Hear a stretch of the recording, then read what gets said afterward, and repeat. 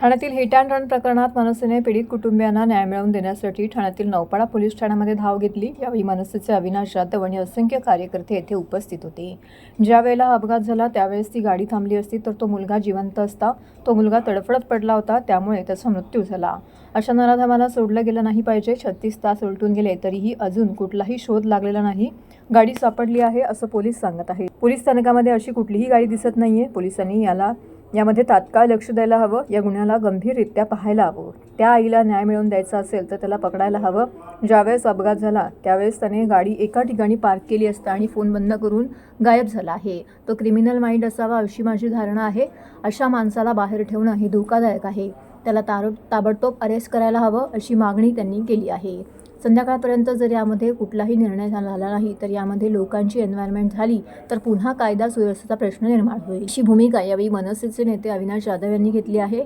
तसेच त्यांना न्याय मिळवून देण्यासाठी आमचा प्रयत्न आहे। ज्या गोष्टी कराव्या लागतील त्या आम्ही करू। आमचा संपूर्ण पक्ष यांच्यासोबत आहे असं देखील त्यांनी यावेळी स्पष्ट केलं आहे। मला असं वाटतं की ज्या वेळेला हा ऍक्सिडेंट झाला त्यावेळेला जर ती गाडी थांबली असती, त्या मुलाला व्यवस्थित वेळेत जर हॉस्पिटलला नेले असते कदाचित आज तो मुलगा त्याच्या आई बरोबर असता, जिवंत असता। परंतु त्याचा ऍक्सिडेंट केल्याच्या नंतर, तो पळून गेल्याच्या नंतर काही वेळ तो मुलगा तिथेच तडफडत पडला होता आणि मला असं वाटतं की तो तिथेच तडफडत पडला असल्यामुळे त्याचा मृत्यू झालेला आहे। सो अशा माणसाला, अशा नराधमाला मला असं वाटतं सोडलं गेलं नाही पाहिजे। बरोबर आहे।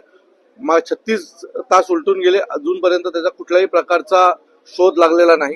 गाडी सापडली आहे असं पोलीस सांगतात, परंतु पोलीस स्टेशनला आता कुठल्याही प्रकारची ती गाडी दिसत नाही। सो मला असं वाटतं की पोलिसांनी यात तात्काळ लक्ष द्यायला पाहिजे, याच्यावर तात्काळ कारवाई झाली पाहिजे, या गुन्ह्याला गंभीररित्या पाहिलं पाहिजे। कारण मी काल रात्री ज्यावेळेला यांच्या घरी गेलो आणि त्यावेळेला त्या मुलाच्या आईची परिस्थिती पाहिली तर मला प्रचंड वाईट वाटलं की 21 वर्षाचा मुलगा ज्यावेळेला एखादी आई गमावते त्यावेळेला तिचं दुःख तुम्ही आणि मी समजून घेऊ शकत नाही।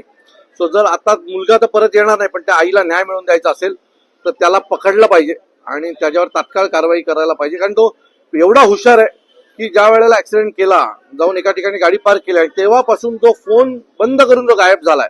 सो तो क्रिमिनल माइंडेडच असावा अशी माझी धारणा आहे आणि अशा माणसाला बाहेर ठेवणं हे धोकादायक आहे। याला ताबडतोब अरेस्ट करायला पाहिजे आणि याच्यावर कठोर कारवाई करावी अशी मी आता सिनियर इन्स्पेक्टर आपलं पोलीस स्टेशनला मागणी केलेली आहे।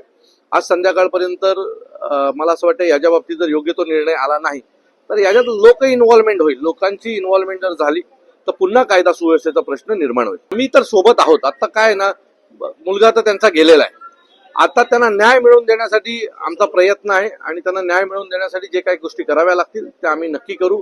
आमचा संपूर्ण पक्ष यांच्या सोबत असणार आहे।